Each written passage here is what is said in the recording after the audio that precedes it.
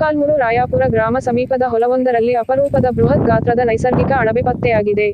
ಅಪರೂಪದಲ್ಲಿ ಅಪರೂಪ ಎನ್ನಬಹುದಾದ ತಿನ್ನಲು ಯೋಗ್ಯವಾಗಿರುವ ಈ ಅಣಬೆಯು ಸುಮಾರು 1 ಅಡಿ ಎತ್ತರ 1 ಅಡಿ ಅಗಲ ಇದ್ದು ಸುಮಾರು 5 ಕೆಜಿ ತೂಕದ ಅಣಬೆ ಇದಾಗಿದೆ. ಕಾಡು ಜಾತಿಗೆ ಸೇರಿರುವ ಈ ಅಣಬೆಯು ಇತ್ತೀಚೆಗೆ ಸುರಿದ ಮಳೆಯಿಂದಾಗಿ ಬೆಳೆದು ದೊಡ್ಡದಾಗಿರುವ ಈ ಅಣಬೆಯು ಹೊಲದಲ್ಲಿ ಬಿಳಿ ಛತ್ರಿಯಂತೆ ಕಂಡುಬಂದಿದೆ. ಭಾನುವಾರದಂದು ಅಣಬೆ ಶಿಕಾರಿಗೆಂದು ಹೊರಟು ಕಾಡು ಮೇಡು ಅಲೆಯುತ್ತಿದ್ದ ಪ್ರಕಾಶ್ ಎಂಬುವರಿಗೆ ಈ ಅಪರೂಪದ ಅಣಬೆಯು ಹೊಲವೊಂದರಲ್ಲಿ ಪತ್ತೆಯಾಗಿದೆ. ಮಳೆ ಬೀಳುವ ಸಂದರ್ಭದಲ್ಲಿ ಫಲವತ್ತಾದ ಭೂಮಿಯಲ್ಲಿ ಅಣಬೆಗಳು ಹುಟ್ಟಿಕೊಳ್ಳುವುದು ಸಹಜ. ಆದ್ರೆ ಈ ದೊಡ್ಡ ಪ್ರಮಾಣದ ಅಣಬೆ ಸಿಕ್ಕಿರುವುದು ಇದೇ ಮೊದಲು ಎನ್ನುತ್ತಾರೆ ಪ್ರಕಾಶ್.